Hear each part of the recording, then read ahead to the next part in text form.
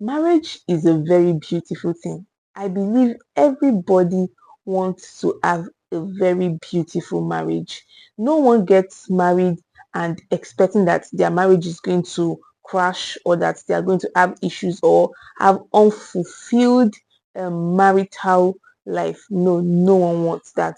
But there are decisions that you can make before you get married that will definitely take you towards the path of unfulfilled marital life, and that is if you marry for the wrong reasons.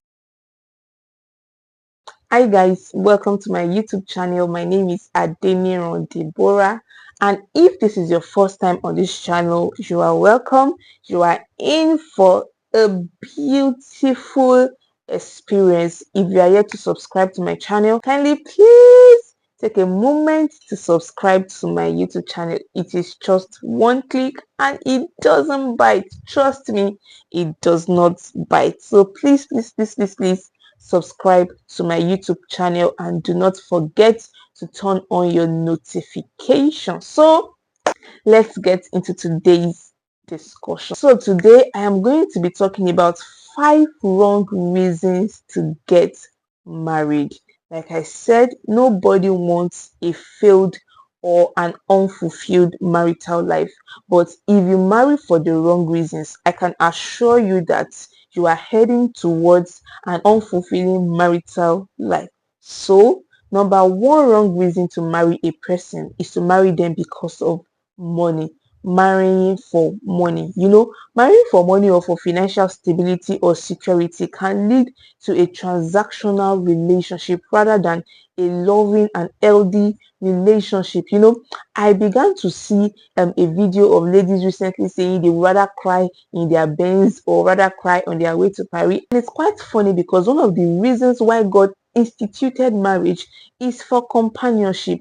The money may be there, but imagine having all the money but having a husband that is absent or a wife that is never present, never there emotionally, never there spiritually. They don't even know what is going on with you. They are emotionally absent or totally emotionally disconnected from you. It can leave you um so unsatisfied, can make you feel like you are living an unfulfilled life. In fact, the money may be there and you are just not satisfied because something is missing that money cannot give. Or what happens if the money suddenly develops wings and decides to fly away and there is no money again? What happens to you? What happens to your marriage? What happens to your future? So it is very, very wrong to marry a person because they have money. It is good to marry someone who is capable, who is financially buoyant, but making it the sole reason why you are getting married to them is not healthy at all.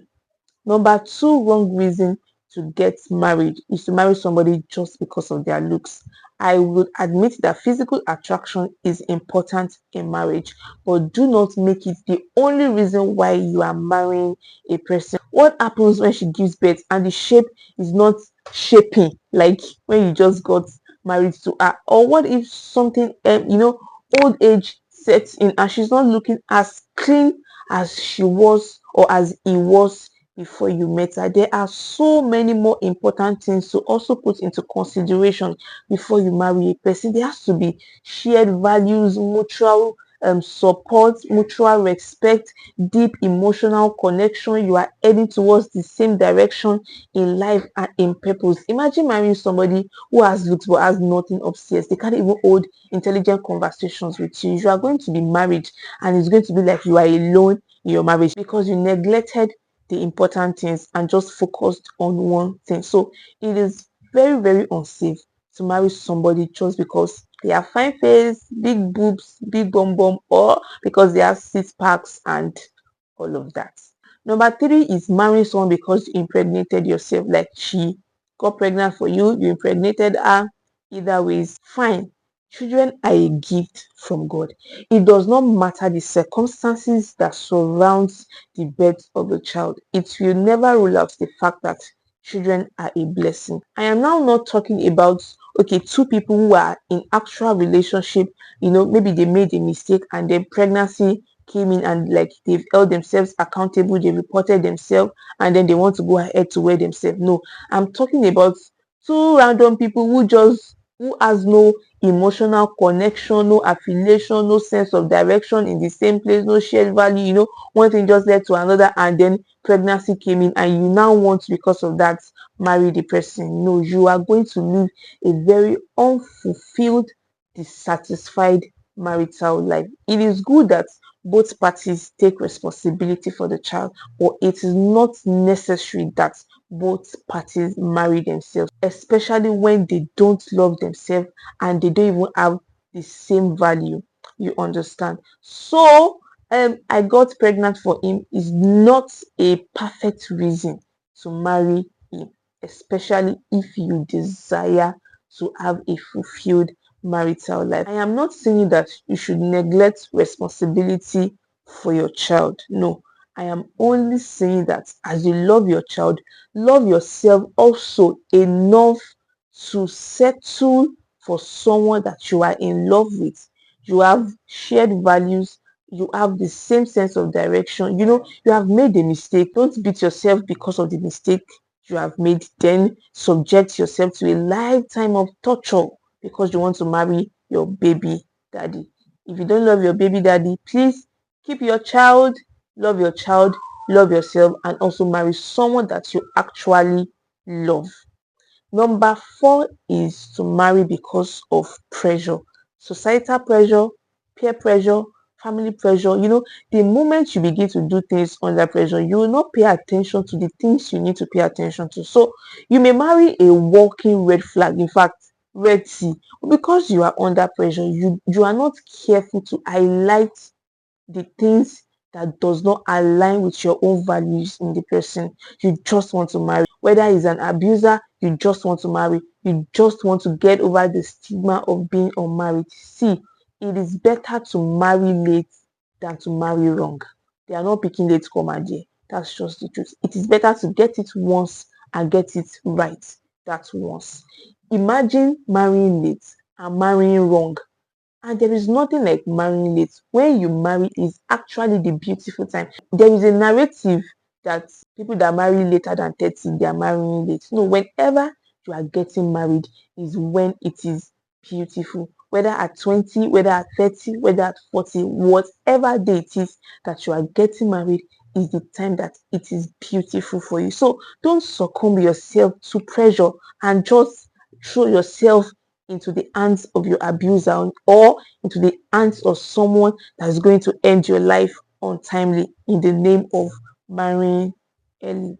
Number five is marrying because you want to revenge. You want to show your ex pepper. Your ex already told you that you will never see anybody after him or after her, but you want to prove a point to your ex that because you did not marry me, I even got married before you. It is very wrong. Your marriage is not a revenge mission. No. The moment you begin to marry because you want to make a statement, you are even too blind to see the things that you should pay attention to in your partner. Your marriage, your home is not a revenge mission. Your ex may get married before you. It's fine. He may even like have children before you. It's fine. But don't go ahead and marry someone just because you want to make a statement.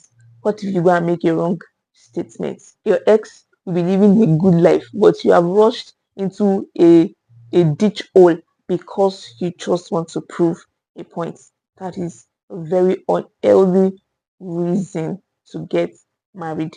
Don't forget that marriage should be built on mutual respect, shared values, alignment in sense of purpose, physical attraction. Of course, that should not be the only reason or the only thing you have seen in this person. Then there has to be a sense of companionship and deep emotional connection. If any of this is missing in your reason for getting married to the person, then you may be marrying for the wrong reason. I hope this video blessed you, and if it indeed blessed you, kindly drop a comment, share with your friends, and don't forget to subscribe to my YouTube channel. We'll meet again next time. Thank you.